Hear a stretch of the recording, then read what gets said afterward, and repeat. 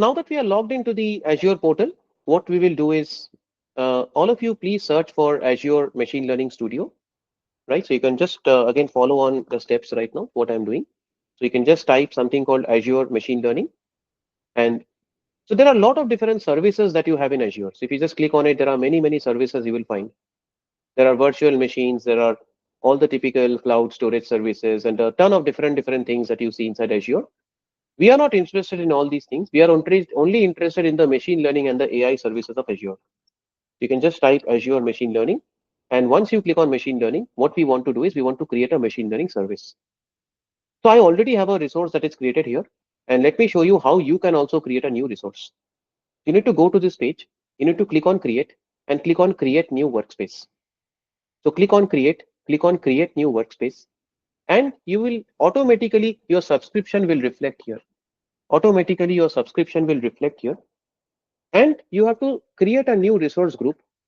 So under the resource group section, you will see a drop down. Say I already have some resource groups available. All your resources will be bucketed under the resource group. But for you, what you need to do, you need to create your own resource group. That is what you will have to do. You need to create your own resource group. So you can just click on create new, and you can just give it a sample name.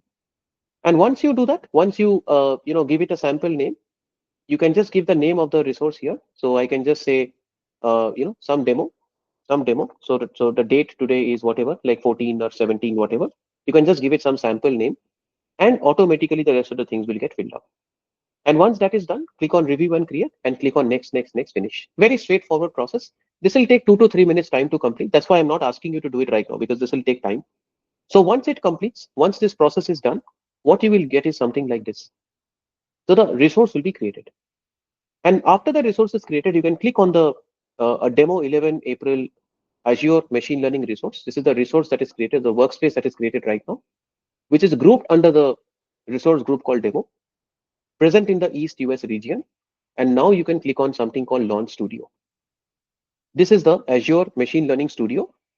It's a web app where you can build, train, test, and deploy machine learning models.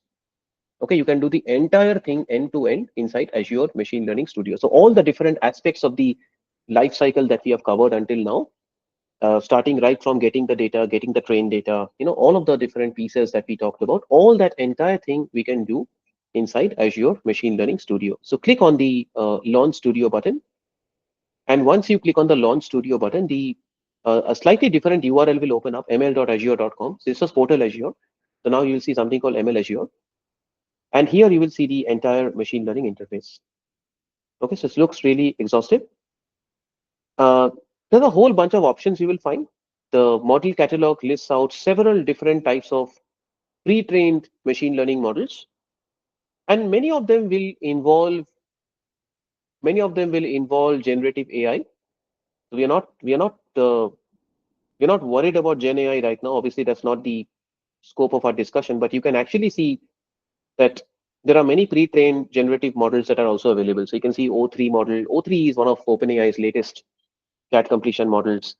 There is also the recent GPT 4.1 model. The DeepSeek version 3 is also available. Llama 4 is from Meta. These are all available. These are all the typical large language models that you can see. Okay,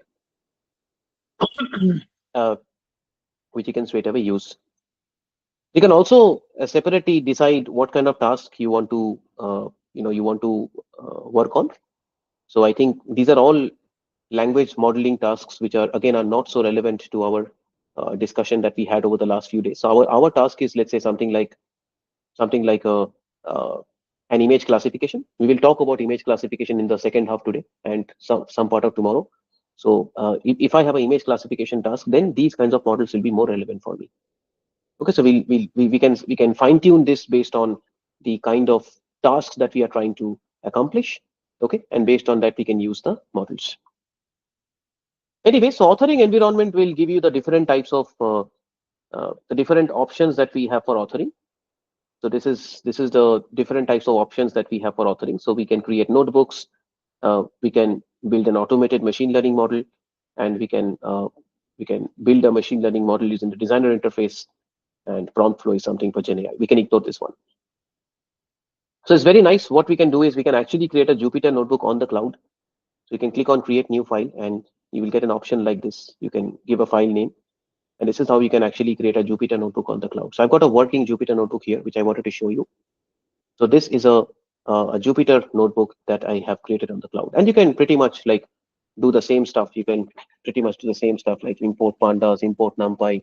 So all the usual stuff that we discussed, pd.read CSV. So all the usual stuff we can continue doing here as well. It's just a normal Jupyter notebook that we have. Now, only difference is that remember Jupyter Notebook is basically the application, but it needs some hardware to run on. So what we need to do is we need to set some compute. And in my case, I already have a compute which is active. So if you go to the compute section, I have a compute which I already created. In case you don't see this, in case in your case you will not see the compute, and you don't have to do this. It's just to test you. Okay, you can click on new, and you can create a compute instance, and you can click on CPU, and you can basically select a very basic compute instance from here. Okay, so you can choose a basic one. You can choose a very basic compute instance from here.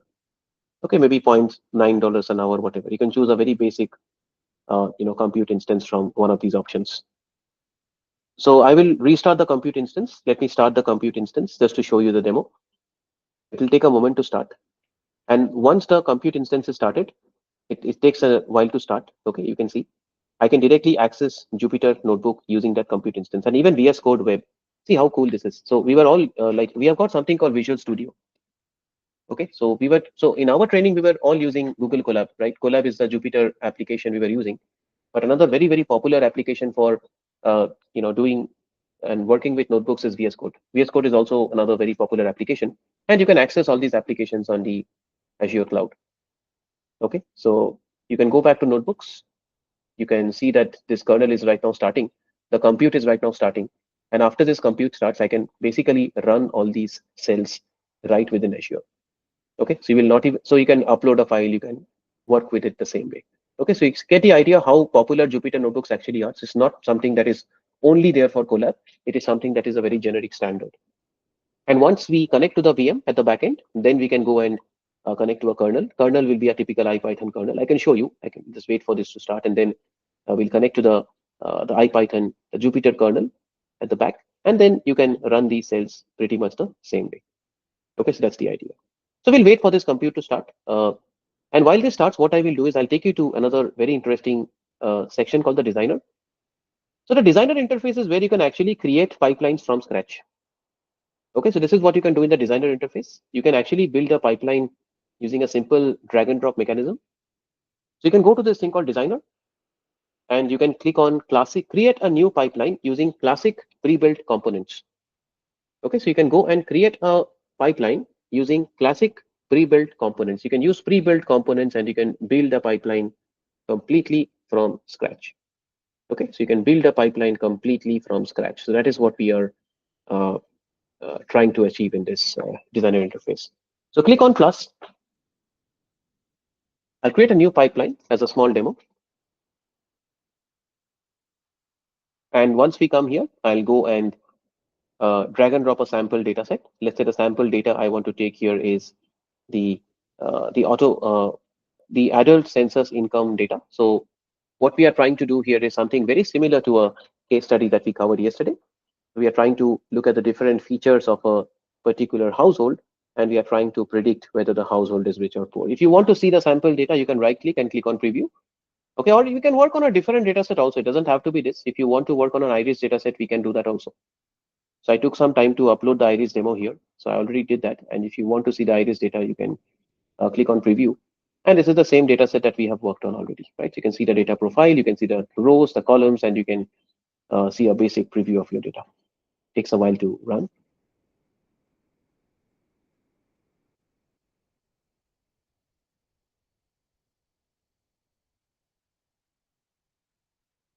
Okay, anyway, it's taking a little time, but you get the idea what the iris data is. I think we all know this already, right? So you can click on preview, and it will actually show you the data set, steeple length, steeple width, petal width, variety, and we want to use these 4 features to predict the variety. So that is what we want to do here overall, right? So then we come to the component, and in the component we we will go and use a train test split. So data transformation, we will use a kind of a split data. This is a split data that we will use, and what we will do here is we will split the data into training data and testing data.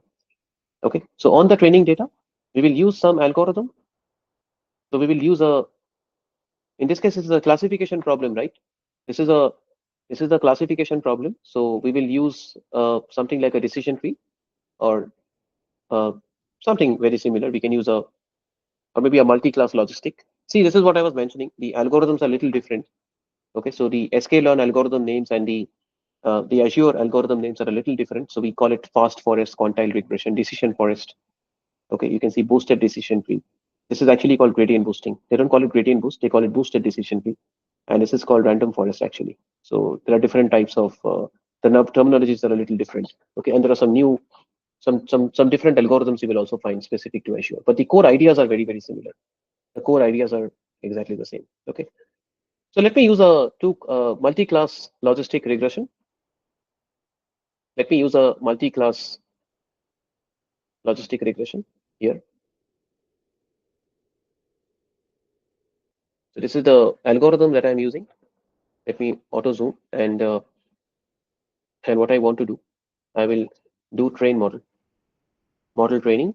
I will drag and drop train model, and this is the model.fit x train y train we are doing. Okay, can you see the data set? This is the split, right? The training data is here, and the algorithm is here. So we are actually doing logistic regression dot fit x train y train.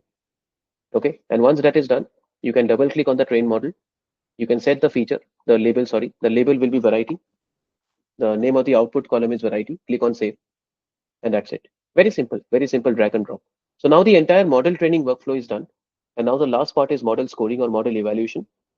So you can again search for the respective section here, model scoring, and you can score the model.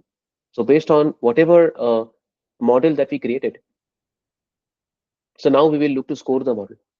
So we take the trained model, we take the trained logistic regression model, and now we take the test data. This is the test data that we take, and we try to get the predicted values. That is scoring, right? Scoring is what? Scoring means whatever model you have built. So now you will use that particular model and you will do model.predict. That is what we refer to as model prediction. So we'll use the trained model and we will use it for prediction. We will do something called model.predict. And after that, we will do something called evaluate model. So this is evaluate model.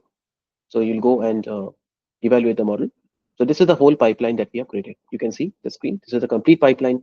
You start from the original data, split the data, train, test, split, build the model, evaluate the model, and at the end of this process, we will see the confusion metrics. Okay, we'll see that. I'll run this pipeline for you. So this is the authoring that we have done. So let me, in the meantime, take you back to the notebooks for a minute. Okay, no, I think we want to continue. We want to continue. So let me run this. So configure and submit, and I will enter an existing experiment. So let me use the existing experiment. So click on next. Click on next. Runtime settings, we already have the compute instance. So you can see my compute instance is running. This is the one that I started now, right? So the one that I started, it's already running. It's a very basic machine with 4 CPU cores, 16 GB of RAM. It's a basic instance and enough for us to see a demo. So click on next and click on review and submit. So once I do that, this is the authoring part is done. So pipeline job is getting submitted and this will run behind the scenes. Okay, so now you can go to job details and you can see the flow of your pipeline. There are lots of steps. Okay, these are some of the most common steps will be visible here. Now, in case you have a question that okay, I want to do something more, I want to do something differently, I want to do something extra. Possible. You have something called Python language. Okay, so let's say there are some features that you see are not available here. Then you can absolutely use a Python script. You can define a Python function, and inside the function you can write some commands and you can use a Python script. You can drag and drop a Python script here. Okay, so you can connect the Python script, input, output, all that you can do. So very powerful stuff. What it can do and all that stuff, right? So where did that go? Okay, okay. Let me just remove this one. All right. So now let me take you back to the View Details tab. View Details tab is where you can see the execution. So this is the authoring part, and this is the jobs part. The jobs part is where you can see how the pipeline is running. So you can real time see the pipeline, how it is running, and you can see the green part is it's running right now. Okay, and it's a very simple drag and drop method of creating a machine learning solution. Okay, you can see the green means that it is executed successfully. Okay, and this is executed successfully. And yes, I mean, it's a kind of a hybrid approach. It's we can choose whichever one you like to do. So maybe some part of it you can code, some part of it you can put in a pipeline. It's very easy for debugging. Let's say if you're trying to, if you're having a very complex workflow and you want to do it in phases, it's very easy to debug. It's very easy to debug which part went wrong, and you'll see a cross arrow if getting errors. So the GUI part is very nice here, actually. Okay, so we'll just wait for this pipeline execution to complete. And while this happens, let me take you back to the notebook section. I told you the notebook part. Now that the kernel is active, you can see the compute is running. See, the compute is running now, and we can choose the IPython kernel, and we have a ready Jupyter notebook environment that we are comfortable with. Can you see tick mark successfully executed? This is the kernel that you can choose. Okay, so same to same stuff, no difference, no difference. Exactly what we covered. So same things you can actually go and do. And finally, the last part that you have here is something called automated machine learning. This part is really cool. And here, what you can do is you can build a complete automated workflow where the entire machine learning will happen automatically. So all this while over the course of the last few days, we talked about how you can take a data, how you can, do some pre-processing, how you can try out different algorithms, how you can try different models, and you can build something from scratch, right? So that's the approach that we covered in detail. But in AutoML, what you all you do is you just take the data and you ask the machine to do everything for you. You don't need to do anything manually. So the machine will build everything for you. And that is what automated machine learning is all about. You can say, I think my pipeline job has succeeded. You can let me just show you parallelly, then I'll come back to AutoML. So you can see the job details. And if you see it's completed, you can see all are greens, and you can scroll all the way down to evaluate model, click on preview data. And this is the best part. You can actually see the data previews that are coming at each and every step. So what is coming out of here? What is coming out of here? You can see the preview of the data. You can access your data at every step. So right click, click on preview data, click on evaluation results, and you will be able to see the uh, the typical evaluation results that we have in the classification model. So we can see the confusion matrix, we can see the classification report. So all of those kinds of things we should be able to spot right now. Okay, so this is the overall thing that we will be able to see. And finally, when we go to design the AutoML, this is what I was mentioning. So very straightforward. You can create an AutoML job manually, completely at your end. You can do that. So I already had one that I ran for a long time. It took a long time to run this. I'm not trying to do it again from scratch, but it's quite straightforward. You just say AutoML job. I just trying to show you. I'll not run this. I'll just try to show you the basic settings, what are needed, what are the things that need to be done. I'll just briefly show you. So select existing, right? Click on next. You select your task type. Task type will be classification. You select iris demo. This is my data set. And task settings. You can give some settings. You can specify what is the target column. That's it. And you can specify other parameters. Like if you want some further featureization settings, you can set that hey, I want to do this. I want to do these features, all that. You can do that. It's just all point and click. Can you see? So train test plate cross validation. You can do all of these things, right? You can say how many cross vals you want, or if you want to leave it as default, you can. You can make it automatic.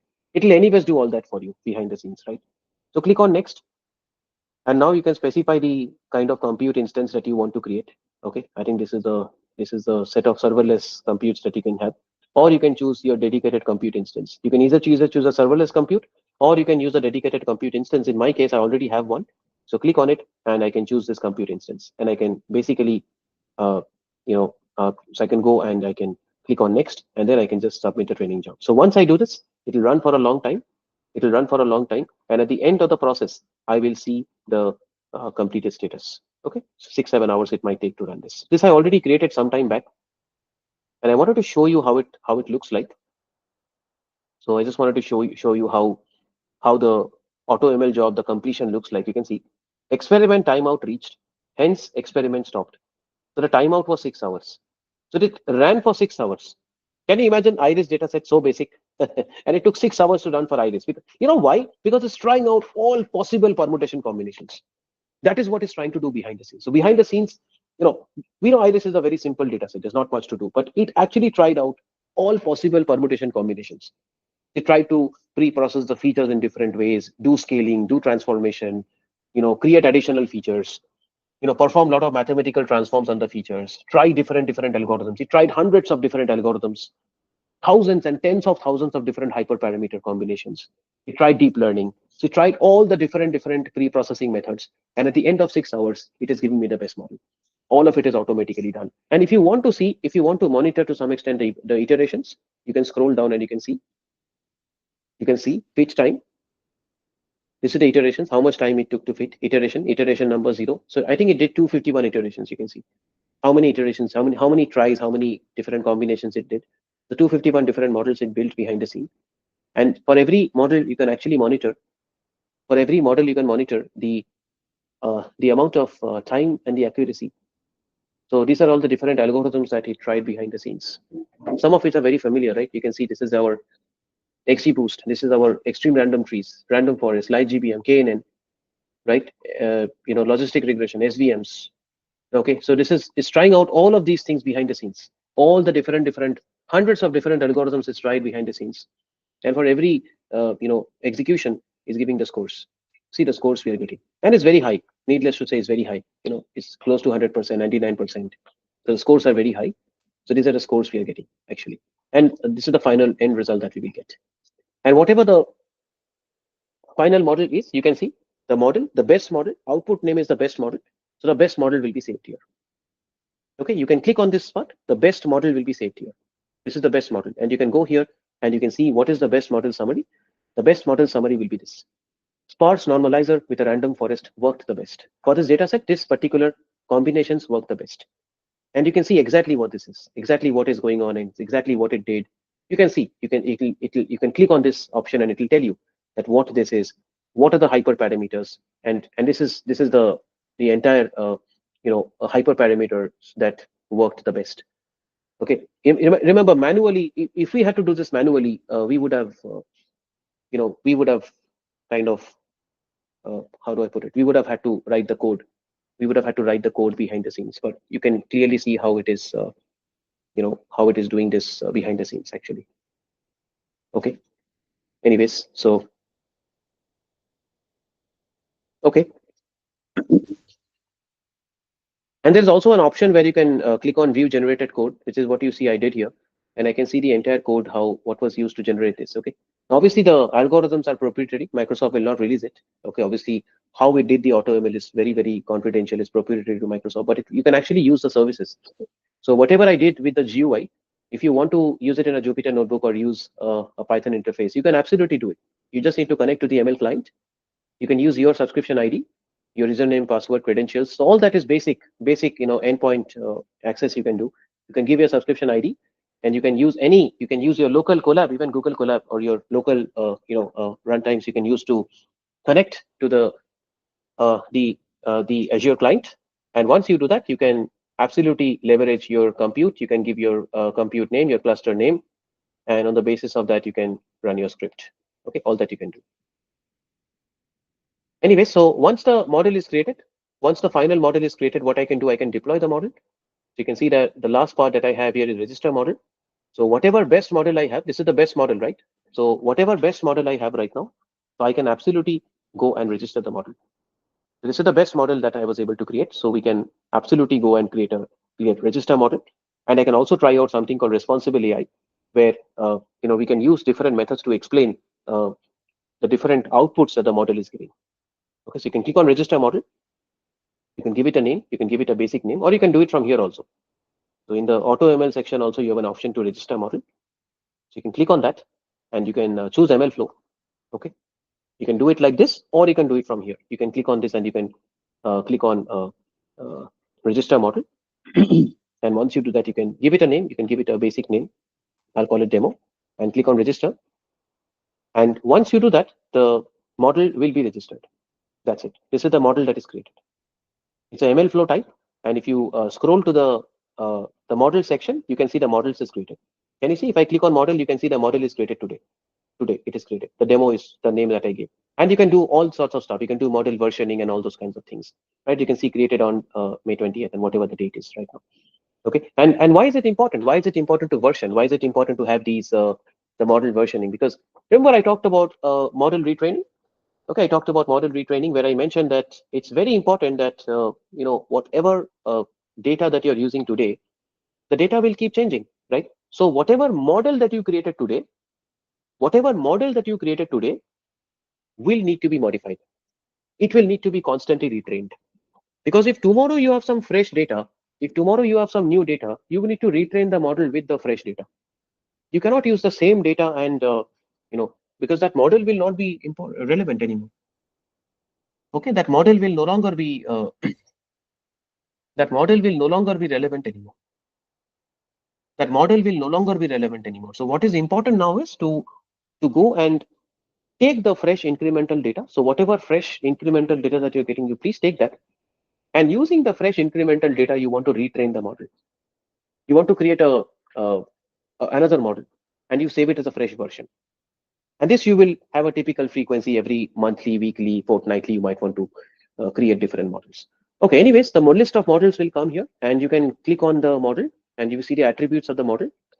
This is when the model was created. If there are any versions, you'll be able to see the versions here. So right now there is only a single version, but you can see all the different versions and all that here. And once you have the model, what you can do,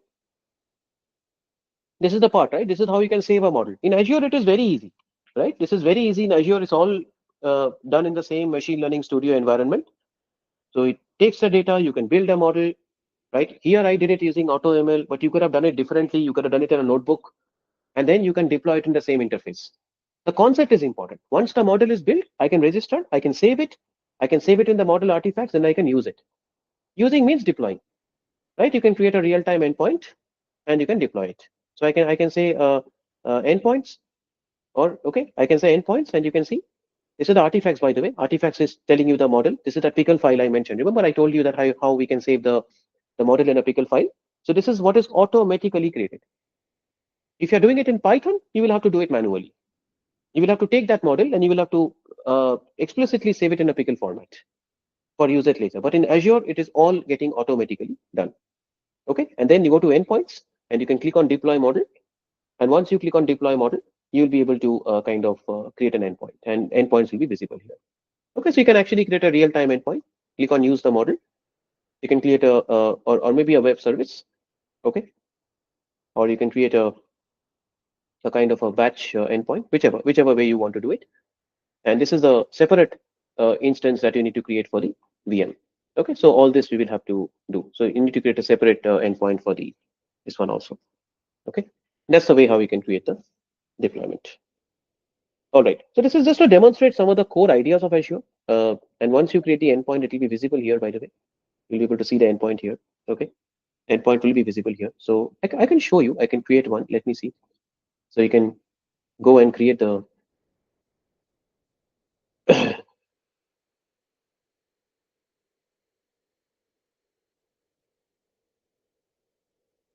okay, so this is the new endpoint I'm creating.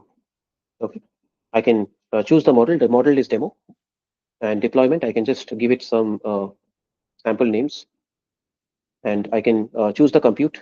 Okay, you can choose a compute cluster. Okay, and you need to create a compute cluster for this, by the way. So once you do it, you'll be able to create the endpoint. Okay, all right. Then there are other things like monitoring. So you can also add a monitoring pipeline. And monitoring is very important if you want to track how your model is doing in production. Okay, so all these are again very basic, very simple. Like a couple of videos you can watch to get a sense of how these things are working. Very, very basic interfaces inside Azure you get. Okay, there are separate libraries that you can use for it. Okay, so but you can do all these things inside Azure.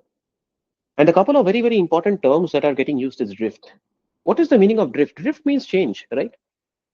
Drift means change. So let's say you take some data today and you build a model. The accuracies that you're getting will constantly change over time. So whatever model you built today,